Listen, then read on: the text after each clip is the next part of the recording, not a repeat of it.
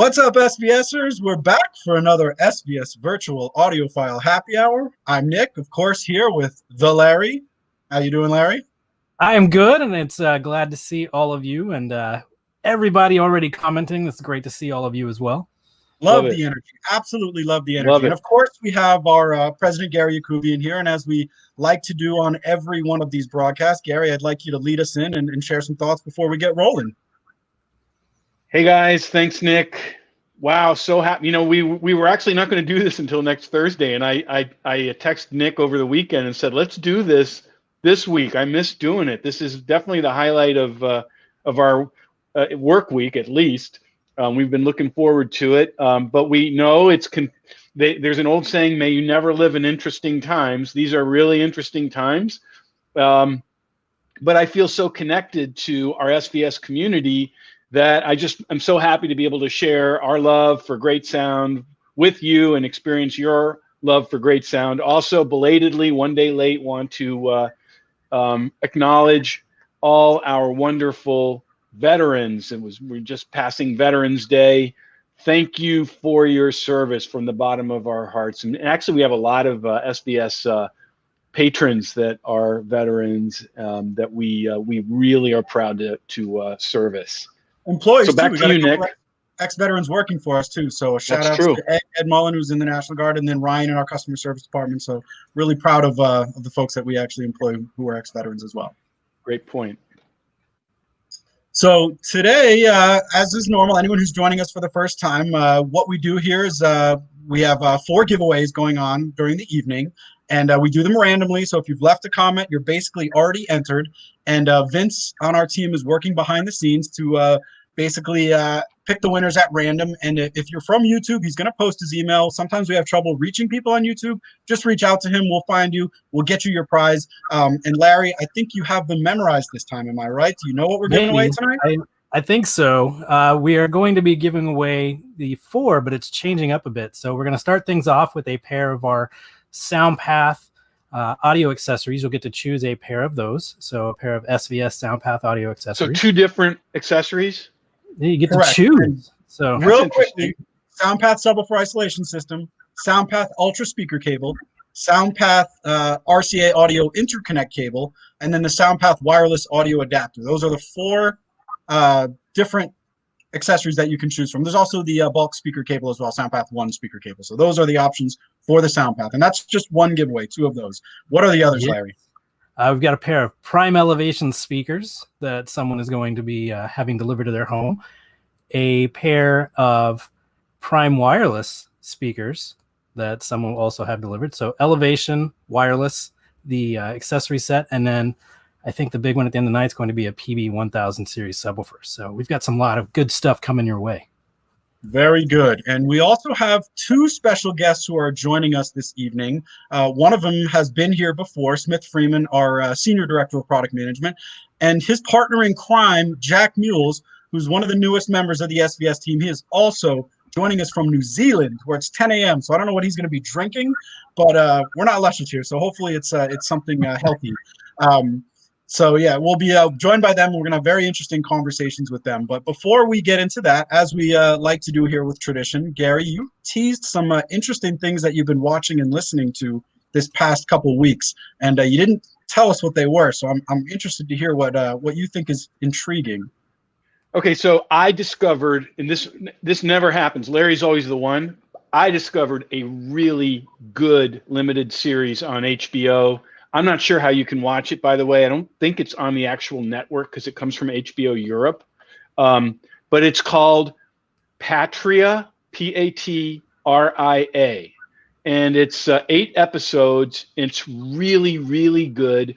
It's in Spanish, although you can do it in English. But it's in Spanish with subtitles. And it's about the Basque, 2 families and the Basque separatist uprising in Spain. And I know that maybe that sounds kind of off to the side, but it's really, really good. It's taking Europe by storm, and I have a feeling it'll catch on here as well. We aren't as familiar with that bit of history.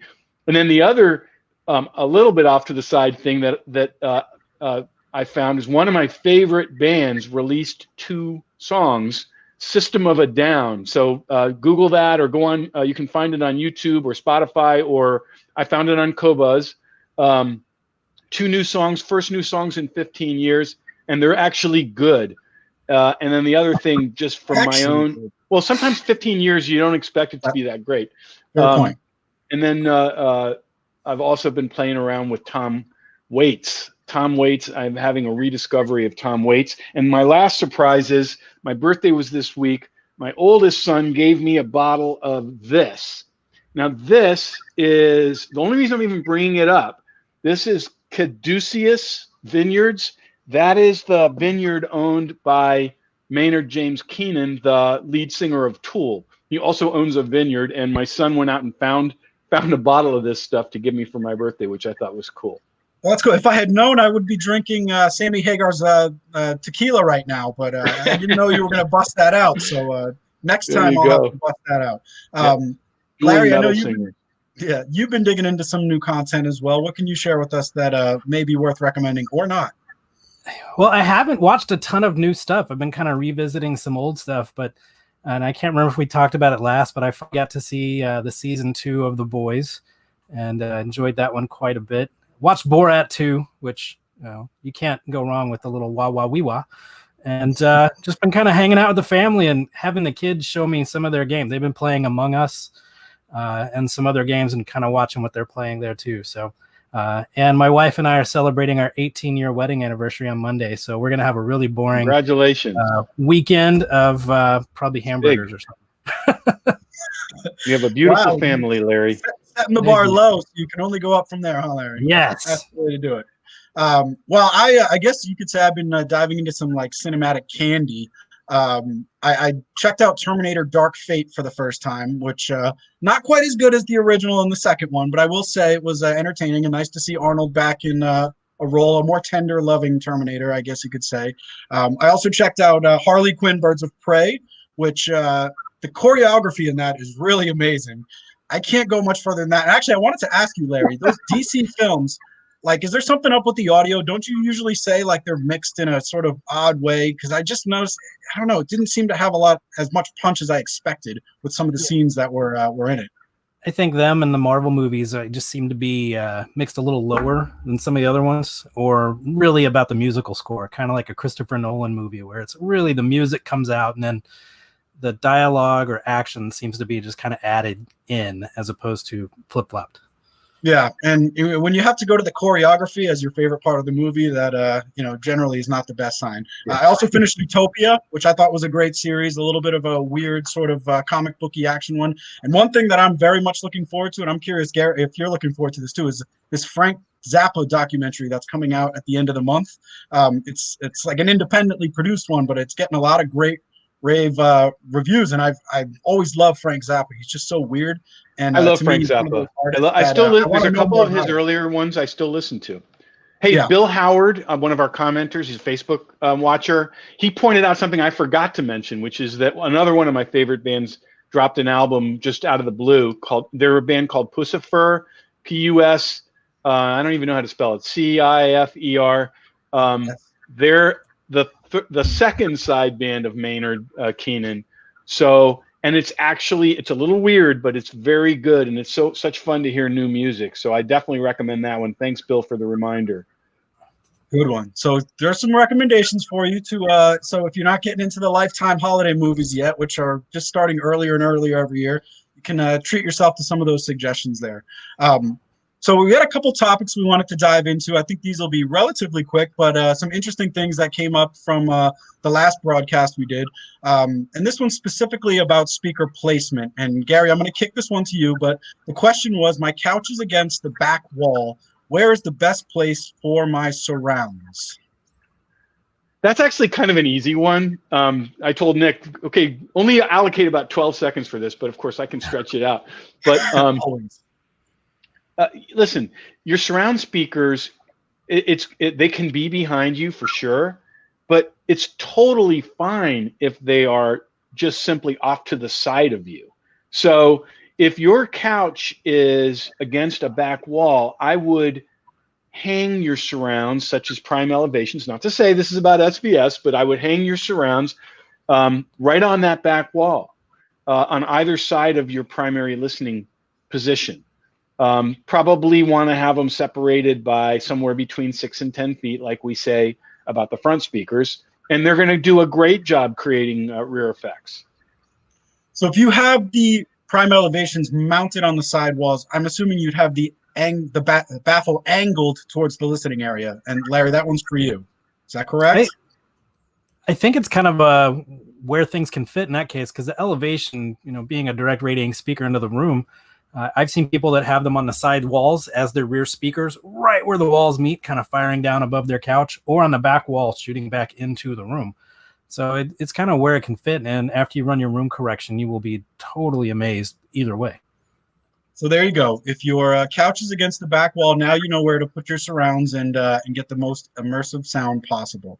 Well, I would say one thing. If you are fortunate enough to have side surround speakers and back surround speakers, then I definitely would aim the speakers directly down at you on the side surround ones.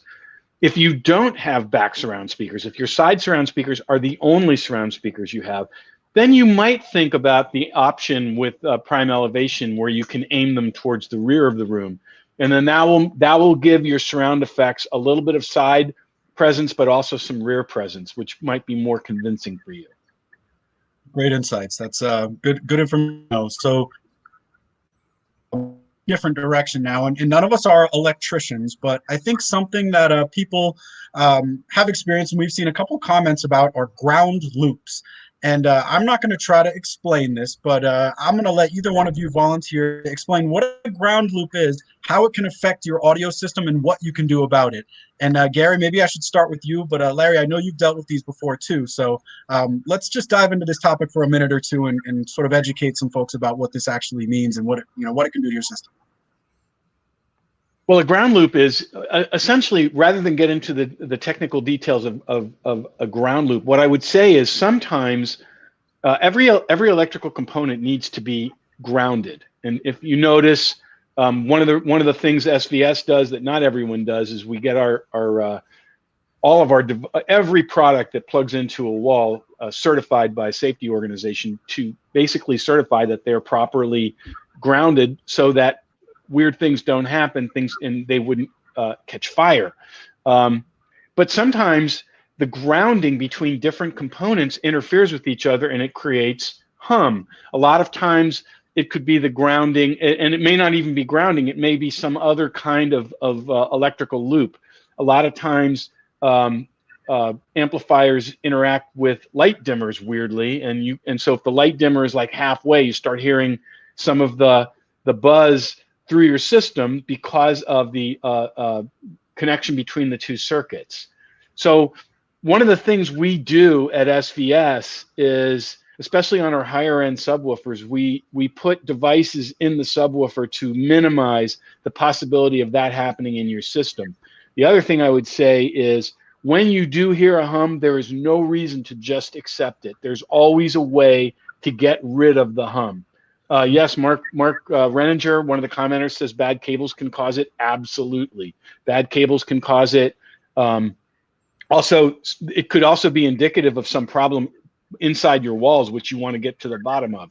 Yeah. So there's always a way to troubleshoot it. And that's one of the things that our customer service team, what Nick calls our sound experts, they're really good at helping you figure out what it is. Basically, they do it by a process of elimination where they tell you to unhook different devices in your system and wait and let's see if the hum goes away. And then we, by the process of elimination, figure out the thing that's causing it. And then you can eliminate it. So there's actual devices you can buy too. And Larry, I know you've dealt with these in some of the showrooms you visited where you're not quite sure the quality of the power. What are some of the components you can use to help solve ground loops? There's so many out there. The only time I really run into it all that frequently is in a retail store where there might be 15 or 20 subwoofers and then another 10 to 20 amplifiers and receivers in a room. And then you might hear a hum in a room. And so that's where surge protection and filtration comes into play, ground loop isolators that you put on your plugs, special pigtail plugs that you plug things into as well. But I rarely have to deal with them all that often, but they're out there. And then, like Gary said, you contact our sound experts and we can assist or recommend things to add to your. Yeah, so it's not always easy to identify where it's coming from, but in general, there's a solution out there. No matter where it's coming from, as long as you identify that, is you'll be able to clean it up. And I know nobody likes to hear a hum. You invest so much for your audio system and getting it dialed in, you don't want to hear that hum. So there's some advice for you in terms of fixing up that if you're noticing it in your system. So I think we're ready for a giveaway, and then bring our guests on. So our first giveaway is going to be, as we mentioned, a pair of our SoundPath audio accessories. And our first winner is coming from Facebook, Jody Hadley. Jody Hadley, congratulations. You have your choice. Let's I just feel like Jody won. Is it Jody a male or Jody a female? Do we even know? I don't know. Let's give Jody, the male or female, a pair of speakers to connect to those accessories. Like, how about a pair of Prime Bookshelf speakers? Nice.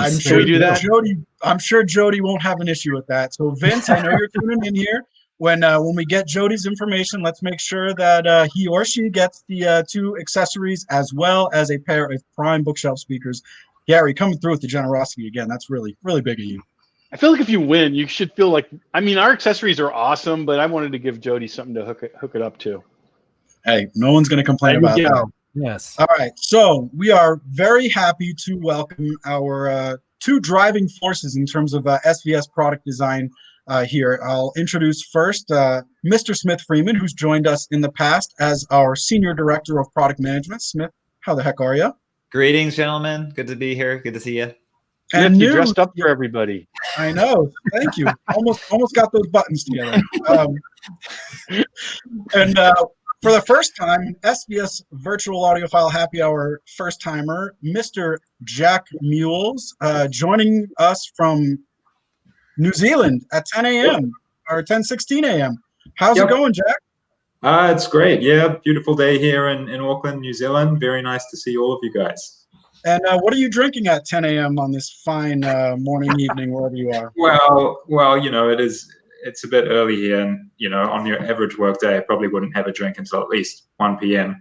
That's a joke. So I've got like Smith does. That's what there's Smith. Smith's in Nevada drinking some kind of single malt. I've got a hectic green health smoothie here. So that's very nice, very nice. And Smith, what are you imbibing in there? I'm sure that's not apple juice. It's the polar opposite of Jack's. It is a Ardbeg Black, which is a single malt Scotch aged in New Zealand Pinot Noir casks. It's yummy stuff. Cheers. Very cool. That's very nice. And Smith, since we have you and mid-sip there, what can you tell us about things you've been watching or listening to that may be good recommendations for the folks out there? My wife and I actually, basically since our baby was born, for the first time in a year, we've sat down and watched a whole movie together. So we watched a movie called Save Yourselves, and it's kind of like a indie, not quite horror kind of comedy where a couple New York City, they go out into the woods, they want to disconnect, they turn off all their phones and everything, and there's an alien invasion, and all the alien invasion creatures are like a poof Ottoman looking thing. Sort of a cross-genre movie there. That's interesting. I'm going to have to check that one out. And Jack, I see a guitar in the background there. And little known fact about Jack, he plays in a couple different bands, so those aren't just props. So aside from your own music, what have you been listening to recently or watching? I've been watching lately something called Gangs of London. I'm not sure if it's not on Netflix, or it might be. I've been watching it on a local service, and yeah, that's a pretty hyper-violent show about gangsters in London, and getting really excited about the Dune movie, which I see is delayed, unfortunately, till 2021. But that is one of my favorite books. So, what movie? Dune. Oh, so is that going to be like? Okay, I didn't know that. Is that going to be like super long? Aren't like everything that's related to Dune? It's always like 5 hours long, like super long. Not sure yet how long it is, but the trailer looks pretty cool. It does, actually. Excellent. So the first question I wanted to address actually came in at the very beginning of the comments here, and we were looking at it before we jumped on. And it specifically relates to the Prime Elevation. And Smith, I'm going to direct this one to you. And Raymond says he's tempted to buy the Prime Elevations for his ceiling channels, but he's worried that the 150 watts will clip. He's using his AV receiver that runs at 200 watts. So what insights can you share for Raymond that will help him make this decision? So because I think you asked the question in a funny way. Like we rate the prime elevation to 150 watts, and he's asking, I have a 200 watt receiver. Am I going to, blow up my speakers? Now, Smith, you can answer that. I mean, the short answer is that you'll have no problem, because basically you'll never actually listen to all 200 watts that come out of your amplifier. Generally, there's a little bit of a disconnect from like how a speaker is rated for power, and then what the power out of an amplifier is. And really, the important thing to know is that you really can't have too much power, and that's really just equates to how much headroom you have. So, depending on your speaker efficiency and where they are and how loud you listen, you may still only actually use the first 20, 30 watts, even at the highest level. So if your amplifier is so what are the benefits of having a high powered amplifier?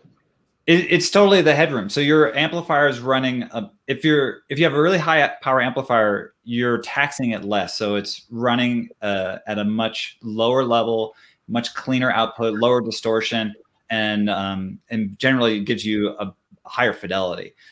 The highest risk you could have is if you have a really low power amplifier. So if you have a very small little amplifier and only does maybe 20 watts RMS as it's what it can really do, you may actually use all of that amplifier power for what you're trying to do, and then the amplifier is going to clip, and that's what's going to maybe damage your speakers. So the amplifier being overdriven is really the scary thing, not the amplifier having too much power. That's right. Now, Jack, my recollection of you, and we didn't really talk much about what you bring, but you have such great expertise. But you have a unique knowledge of how rooms interact with speakers, right? I know that you come at it from a maybe a different place than some of the acoustic experts we've worked with. Yeah, that's right. So earlier in my career, I was working in like architectural design of performing arts spaces and also, all sorts of buildings, as well as literally concert halls, right? Right. So you have a unique knowledge of how speakers create their sound in real world environments. I mean, I remember being so struck by your expertise in that. Right. How they interact with the room, how they load the space acoustically. Yeah, that's the area I'm coming from. And so when you're designing a speaker, I mean, how does that knowledge come into play? Like what sort of things are you thinking about that maybe somebody who's got a more, manufacturing oriented or some other kind of background, who's designing audio products? Thinking about the type of room that the speaker will be used in, where the speaker will be positioned in the room, room modes, these kind of things. So the point being, what difference does it make if the speaker in theory makes great sound, but if it doesn't do it in reality in a normal listening room, then what's the point? Exactly. And Jack, you bring a real expertise in that, which we value so highly. Cool. Well, that's great to be part of the team, and I've had an exciting first year. Yeah, your first year at SVS has been all virtual. Right. We saw you like on your first. We hung out on your first week, and then that was it. Yep. So you got a question here, Jack, and I hope it's not like something that's completely not related to audio at all here. But we talked to Smith when he was on the first time about how his journey led him to the world of audio, and I'm just curious, was yours traditional, or did you sort of stumble into the audio industry? What was that path like? So I studied mechanical engineering, but then directly out of university went into acoustics consulting and industry, industrial noise and environmental noise and architecture, and did that for a few years, and then got into audio manufacturing, which is where I met Smith and Gary, and we fell in love because Jack shares a passion for audio, not in a bad way. He shares a passion for audio that Smith and I have, and we had so much fun evaluating speakers and talking about what we were hearing, and we were just trying to figure out if there was a way that Jack could be a part of what we were doing. And I guess from university onwards, I was always playing music as well in different bands. So whenever those opportunities came across my radar, those are the ones that I gravitated to.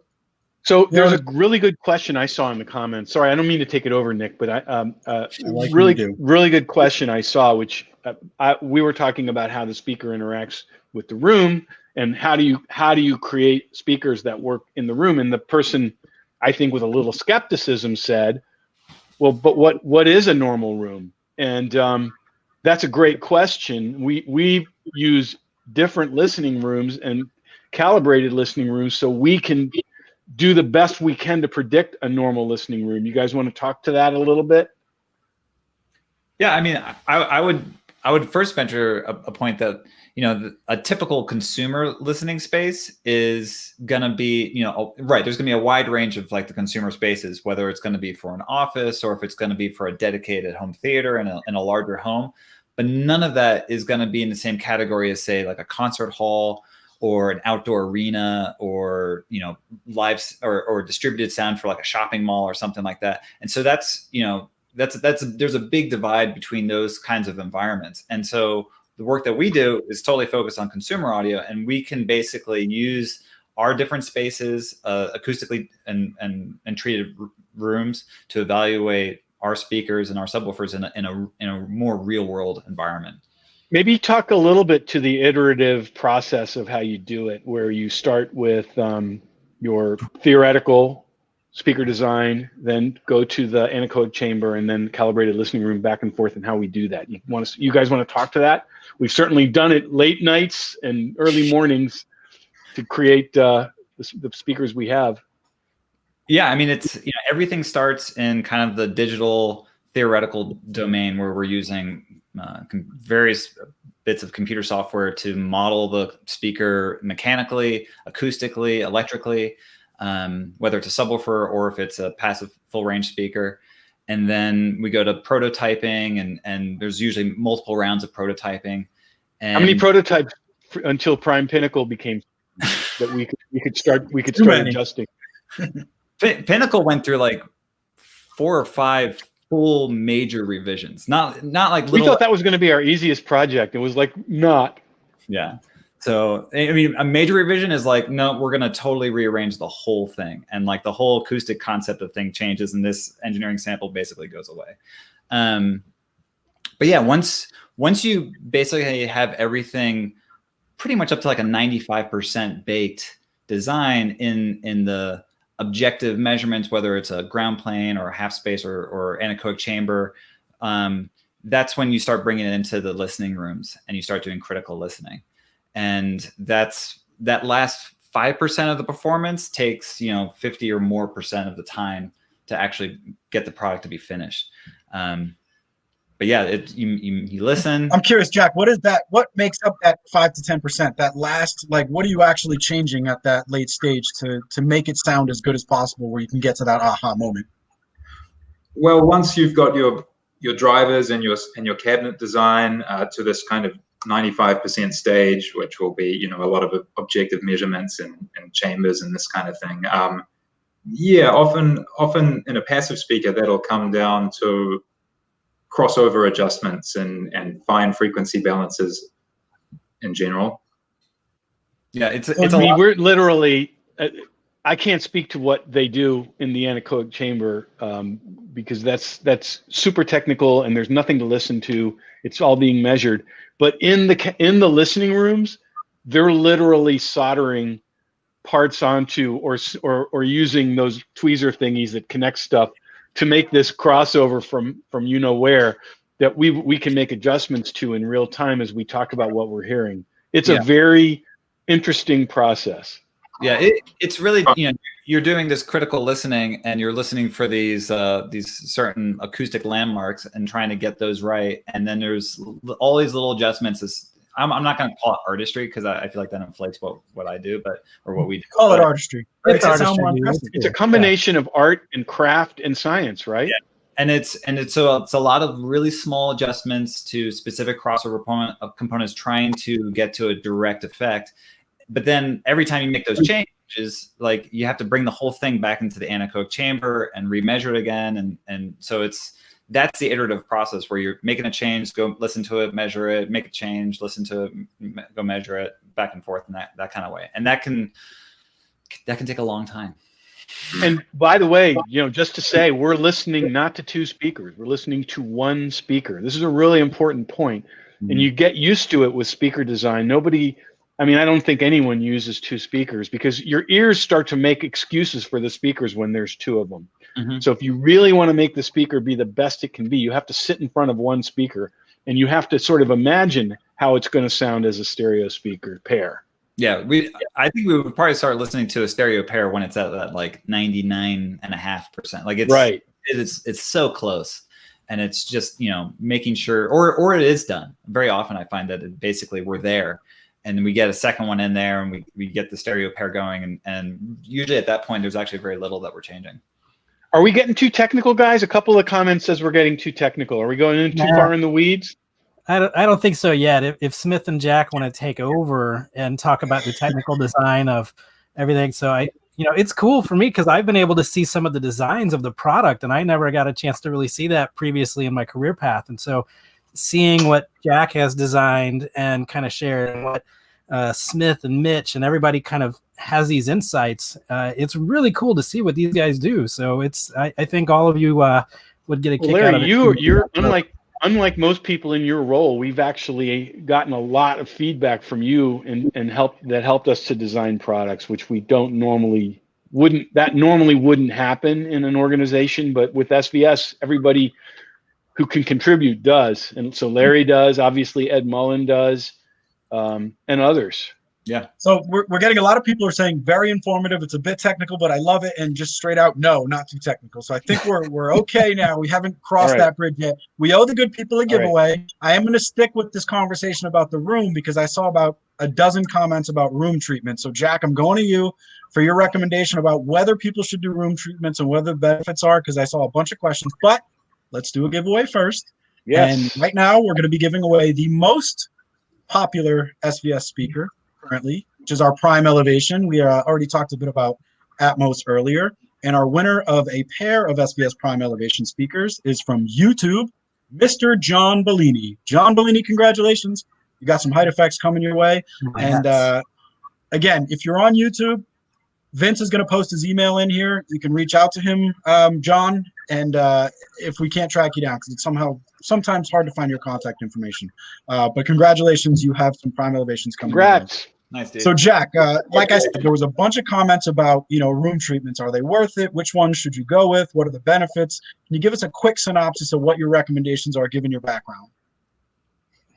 So I think the most common issue that our customers might face is that they're in quite a reflective room, which has a bit much reverberation.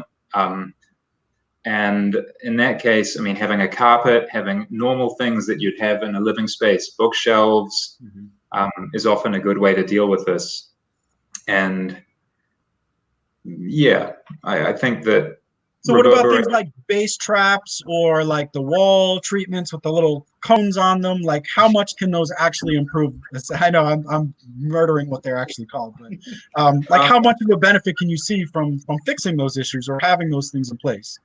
Absolutely. If you're looking for a real reference specialist setup, then bass traps and wall diffusers and absorbers will get you real results. It depends how far you want to go. Would you guys agree, not to lead the witness, but sometimes I do that. Would you guys agree that we really work with our speakers and our subwoofers so that if you have a normal life and you don't really have the ability to do that, that you're going to have a great experience? Yes, I'm leading the witness, but maybe you can expound on that a little bit. Yeah, I mean, absolutely. It's almost nobody takes the time to actually do like full room treatment for the acoustics. And so it has to be, the products are living in a home that you live in. So it has to be a livable space. And we definitely keep that in mind as we're designing the products. I think probably some of the most taxing and difficult speakers I've ever listened to, not of ours, were basically designed for fully treated acoustic spaces and basically only really work in like a recording studio or in a space like that. Consumer, or I shouldn't say consumer, but our products are really designed to work in a whole range of spaces. But you'll definitely benefit from thinking about the room treatment. Well, there are speakers out there that rely on room reflections that they deploy. For example, speakers that are panel speakers like magnaplaners. Electrostats. In those scenarios, you kind of really do need to think about room treatments, because the speaker is not trying to direct radiate at the listener, but trying to create some direct radiating and some room ambience, right? Right. Yeah, because they're usually a dipole, you're basically having to figure out what to do with that rear wave. So I think we probably exhausted the room. I mean, I personally don't have any. Not many people I know have the ability to put bass traps in the corner or room absorption. But there is an advantage to be had there if you have a dedicated room specifically. So I think the more interesting thing that we wanted to talk today with Smith and Jack was how to evaluate speakers. If you're choosing speakers, if you're sort of going out there in the market, you're looking for different things. And Gary, maybe you can tee this up a little better than I can, but where do you start? What do you start listening for? Like what do you do to kind of make that determination of what's right for you? So, I mean, I think this is a very fluid conversation. And I actually told Nick, we started talking about it last show, and I told Nick I didn't think I did a great job explaining all the things we do, but there are objective things to listen for with a speaker, and then there are things you should do with content to kind of see how it makes you frankly feel. Objectively, you want to have full flat frequency response, meaning that all the frequencies need to be there in the exact proportion that is supposed to be there. That's a basic thing, but it's super, super important. A lot of times, we did talk a little bit about this in the last show, lower quality speakers, or maybe speakers that don't want to be rigorously designed, they'll exaggerate the high frequencies and the low frequencies to make you feel like you're having a full range experience, but then they pay short shrift to the mid range where most of the content and the important emotional connection resides. So I'm going to pass that point to Jack and Smith to expound on or disagree with me if they want to. No, I totally agree. I think there's definitely the kind of the smiley face frequency response where you have the boom and the sizzle. Right. And that'll definitely grab your attention, but it won't hold you. And probably, I think like the most important and difficult part in tuning a speaker is the mid range, because that's kind of where reality lives, and that's where localization lives, and that's where the kind of mystical parts of like what a speaker can do. That's where that lives. And it's what do you listen for? So to go there. We'll talk about other things like sound staging and maybe dynamics. But for what you're talking about, I mean, I know what we listen for, but I don't want to hear me talk all day. So, I mean, what are the kinds of things you listen for in order to evaluate? I mean, for me, it's a lot of some of the stuff that really hits it home for me. It's no one thing, right? Right. It's a whole bunch of things. And among them is what's called localization. It's really being able to hear an acoustic object in a space. And it's not just, a pair of speakers can certainly, if they're voiced well, you can hear an image left to right. Okay, fine. But when the magic happens, you can hear depth, and you can hear the space, and you can say that the hi-hat is right there, or Bob Dylan's standing right there, and it captures the character of the voice. Yeah, totally. In a sense that you're almost in the room with the person. Right. Then how do you fully describe that? There's so many factors that lead to that. So part of what I would say to our audience is you need to have content that you are so familiar with, and what it should sound like when it gives you goosebumps, so that you can listen to another product that you're unfamiliar with and look for those goosebumps and look for that sense of reality. Now, especially Smith and I, because we've been doing this together for such a long time, but Jack, we did a lot with you even before you joined us. We have things we know what they should sound like. It's probably a list of 20, 25 different recordings that we use just over and over again until you want to, gag yourself with hearing them so many times. But we know what they should sound like, and so we can really evaluate whether the speaker is doing its job using those. And I know there's accuracy too, which is a big thing. Accuracy and frequency response. So, Jack, I'm curious, when you're trying to determine if a speaker is accurate, is it a reference track, or what are you actually listening for to determine that accuracy and frequency response? Yeah, so I've got that can be measured, by the way. Mm-hmm. It can be measured, absolutely. So we will, as Smith said, go to the 95% stage, which will be measurement and simulation and this kind of thing. But yeah, I've got, for example, I've got just this jazz album that has been around my house for the past 20 years since I was a kid. It's a guy called Dean Fraser, a saxophone player from Jamaica, and it's got a lot of piano, a lot of upright acoustic bass, a lot of guitar, and a lot of horns, and I've got a pretty clear idea in my head of what that should sound like, and how that makes me feel. And so being familiar with that reference material is the first step in evaluating a speaker. So, Larry, I wanted to go to you because I know we've done a lot of setting up of systems in various rooms and whatnot, and you are evaluating how it sounds when it's actually set up, as opposed to when you're designing the speaker. And I'm curious what you're listening for when you're working a showroom and getting it all set up for a demo, in terms of understanding when it's actually dialed in the right way. That's a tough one, because if you've watched some of our live events from in stores or had the chance to experience one of our live events, every place we go is completely different. In some rooms, I might be in a 15 by 15 room with a small home theater, and then in other cases, we're in a 500,000 square foot retail store. So really what we're trying to listen for is the articulation that we've become accustomed to from, and the presence too.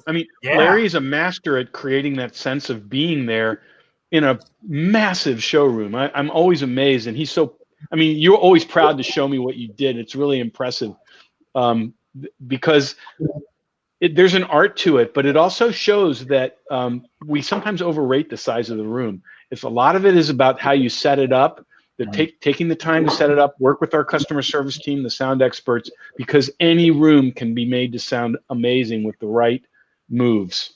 I love this question because we've been to audiophile shows and trade shows where the room goes quiet. We put on the demo, and you see the guy or girl in the front row, eyes closed, and they're having this out of body experience. So I want to know, you guys, when you're critically listening, as critically as you can, eyes open or closed. And Gary, let's go with you first. I want all senses all the time. I'm not that guy. I don't close my eyes. Smith? I think actually what I try to do is be fully present when I'm listening to especially if I'm evaluating speakers. I'm using every sense that I have to experience that product. We get into a level of concentration when we're listening that you would not believe when we're trying to evaluate speakers. Now, as far as enjoying music, that's also a level of concentration, but that's just for fun. I find that I close my eyes, but only when I'm usually when I'm trying to problem solve. And so in the voicing process, when we're tuning the speakers, I'll find myself sitting there trying to hear and understand what's not right, what's not happening. And if I catch myself, it's a high level of concentration, right? Just listening to them, that's usually when they're pretty close to done. And we'll sit and debate. Smith and I do this. We've done this a lot, but we'll sit and debate. What are we hearing right now, and fight it out? Kind of not argue so much, but just kind of have a dialogue to figure out what is it that we're hearing. So I think it's great if you have a partner in crime to do this with you, like a buddy or your significant other, because that's, I think we've created our best products when we collaborate.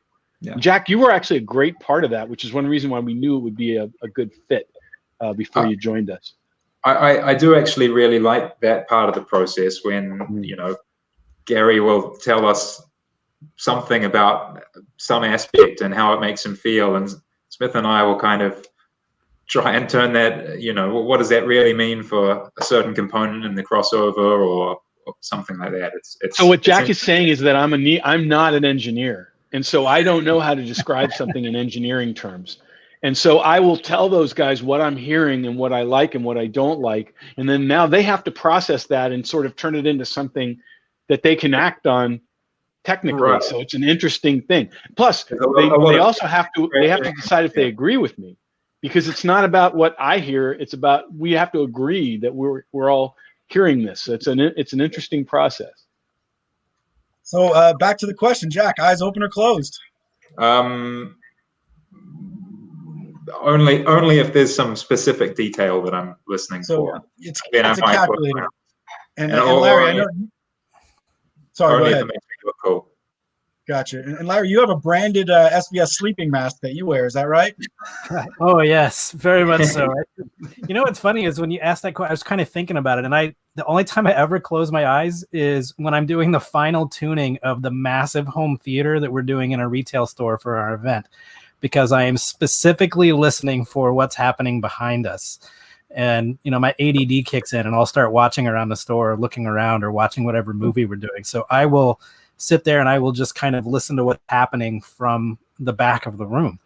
And I was kind of thinking about it, because otherwise I don't, so I guess it's weird. I close my eyes during movies and open them during music.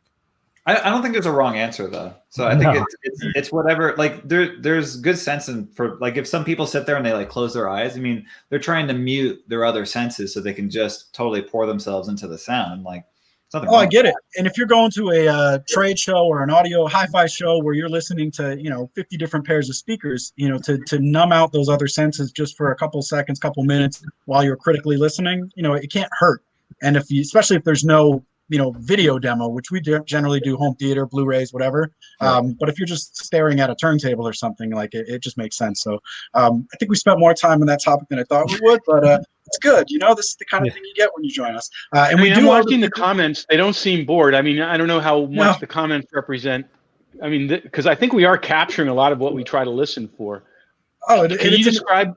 Well, go ahead. I'm sorry, Nick. Well, no, we owe the people a giveaway. So if you want to go into the frame up your next no, go ahead. Go ahead. Do the giveaway. What we'll be giving away now is a Prime wireless speaker system, a pair of powered speakers, wireless streaming via Wi-Fi and Bluetooth, 192.24-bit DAC, all sorts of great technology in there. Our winner is coming from Facebook. His name is Mr. Sam Wagner. From Facebook. Congratulations, Sam. You are the winner of a Prime wireless speaker system. Nice. And I guess Sam could be a girl, too. Sam could be a girl. Can I frame up a question? I'm sorry. Yes, please, Gary. Is that okay? Yeah. I thought this was a really good thing to frame up, because I just got asked this question by, customers reach out to me all the time, as you guys know. And some very often after these shows, I get a bunch of emails. This customer today said, he has a pair of very highly rated speakers and he likes them. They're very detailed, but he can't listen to them for more than half hour to an hour before his ears start to get tired.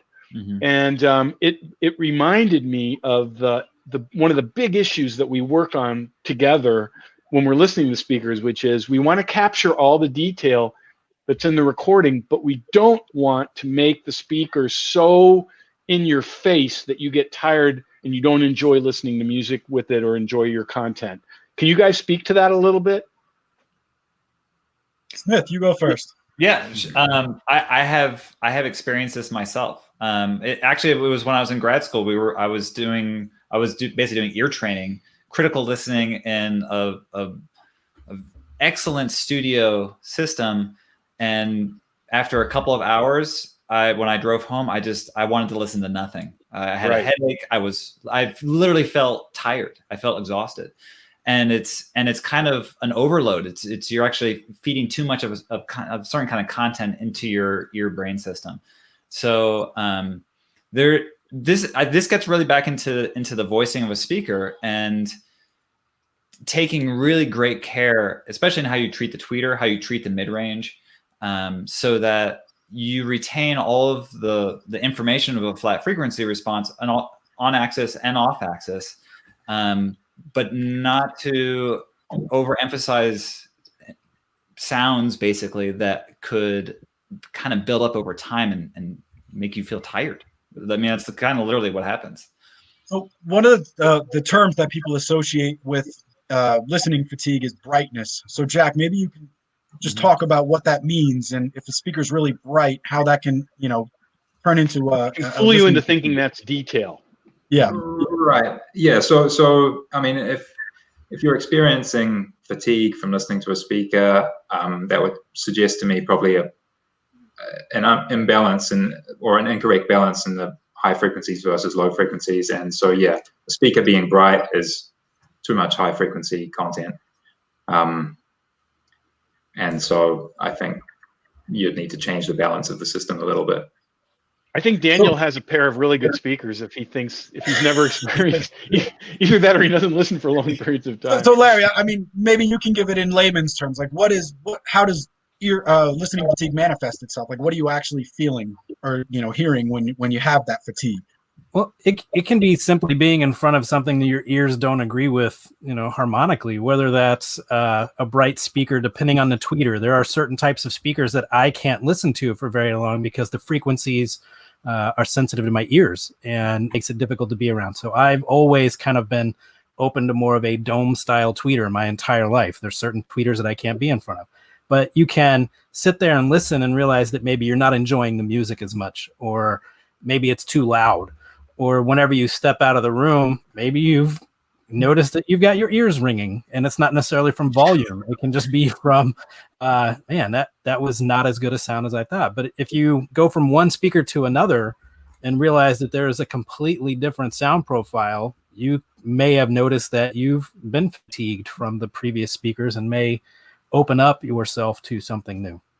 So a bright, I want to put a cap on this because I think we're maybe confusing some people. And I saw one good question, which is, what's the difference between brightness and detail? And I think that's really the distinction here. Mm-hmm. A lot of time, there it is. You found it. A lot of times we hear a speaker, especially if we're in a showroom, we listen to it. It's very bright. You feel like you're hearing all kinds of detail in the content, and you are probably hearing more detail than if it were just a terrible speaker and was rolled off, and you weren't hearing the high frequencies that are supposed to be there.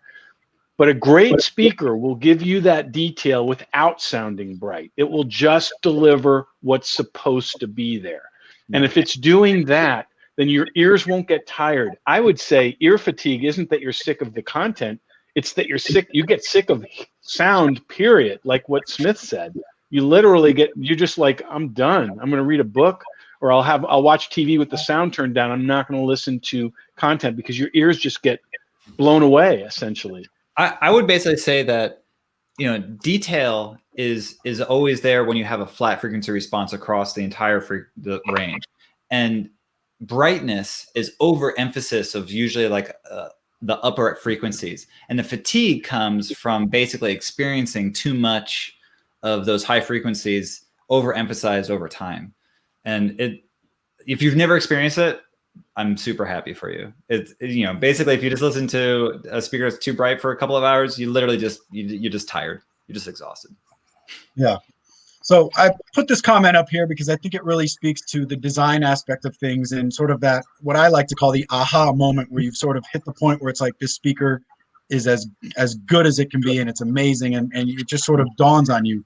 So we have our own test tracks, but I'm curious, like, what you guys look for in a test track or a demo track in terms of being able to make that judgment and understand when it's actually hit the point of this is perfect. It is actually everything Phil Collins. That's actually the right answer. Yes. In Genesis. Okay. But there's like 100 of those, Nick. Mm-hmm. We have like literally 100 of those. Like, even though we have 20 or 25 recordings, there's probably 100 things we look for within those. Mm-hmm. And here's the really weird part. If you make an adjustment to the speaker because of something you didn't like in one recording, you got to go back to all the other ones and see if you didn't mess things up, and which we do. And it's very frustrating sometimes when we fix one thing and now we just realize we created other problems. But we are super OCD about it because we want our speakers to just be absolutely the best they can be. And just to be clear, you're choosing different tracks for different qualities. Like some might have a really great, bass line. Other tracks might have, great female vocals. So it's not like there's ever one singular track that's like, this has it all. If this song sounds one good, track might have 6 or 7 different things. Like it might have a sure. female vocal, it might have an atmospheric keyboard, it might have a plucked acoustic bass. It might have a bunch of different. I could tell you that. Like that Bob Dylan one that we always talk about has, I don't know, 8 or 10 different things we watch for with that. Yeah. The Nora Jones track we use has a bunch of different things we listen for, because her voice might sound okay with one adjustment or one configuration, but then we realize some of the instruments sound not exactly the way they should on the same recording. So you're kind of multitasking that. And some people have asked if we have a demo list. We do actually have a demo list on Qobuz. So once we wrap up, then I will post that link within the comments so you can get a taste of some of the tracks that we actually use to critically assess our speakers. And I don't know if you guys know this, we're almost 5 minutes away from wrapping it up. So do we even want to talk about evaluating subwoofers? Do we have time? You didn't get my text. I texted you. I'm like, I don't think we have time for that. I think you have to do it. We got the 5 things. We'll talk about subwoofers next show. We'll leave them wanting more. I always love to do that. So I think we've got some great guests, and we always want to keep them on the edge of their seats, the folks here. So before we tease the next broadcast, I first want to thank Mr. Smith Freeman and Mr. Jack Mules for joining us all across the world here on the SVS Audiophile Happy Hour. You guys are favorites, and you're going to be back. So thank you so much for joining. This was fun. I had fun breaking Jack and Smith's brains. And we've had requests. There were requests for Jack to play some of his instruments next time he comes on too. Ooh, yeah, that would be good. I like that. Jack has that rock star presence, so we definitely one of those like one-man band things. We got the drum and the harmonica and the guitar, and that would be really classy if you could pull that off for the good folks in our community. Let me think about it. That's a soft no there. So for our last giveaway, we are doing a PB1000 subwoofer, and this seems to be a bit of a trend tonight, but this is going to a Facebook user named Kerry Forte. Kerry Forte. I don't know if it's Mr. or Mrs., but congratulations, Kerry Forte. You are the proud owner of a PB1000. Congratulations, Kerry. Yes, the theme of this show is people whose names can be either for a male or a female. We had a Sam, a Jody, and a Kerry. So, it's all good. We love everyone who's tuning in, and we thank you all. And for our next broadcast, we'll be joining you after Thanksgiving. That'll be Thursday, December 3rd at 6 p.m. Eastern time, as we do here every time. We have a really cool giveaway, right? We have a really cool giveaway. I don't want to give too much on it now. It's a big one. It is a big one, and I know we teased that on the last one, but we're carrying that forward to the next one because, you guys will see. It's going to be exciting. So, again, that's Thursday, December 3rd, 6 p.m. And anything else you would like to share before we cut out, guys? Gary, I'll throw it to you before we wrap up for the evening. I have to say, I had a lot of fun on this one, and I'm so blessed that the 5 of us are so passionate about great sound, but then I'm watching all these comments, and it's just been because other people were doing a lot of chit-chatting. To watch the passion of the SVS community for great sound just makes me so happy. So it's been great being with you. Another highlight of my week, this show. I hope Jack and Smith have enjoyed it because you guys got to come back. This is why we did. Thank you, Gary. And thank you, everyone, again for tuning in. Everyone stay in good health. Be safe. Enjoy your Thanksgiving. We won't talk to you until after that. But we know everyone. Hope you have a happy holiday, and we'll check you out down the road. Thanks so much. Thanks, everybody. Have a great couple of weeks.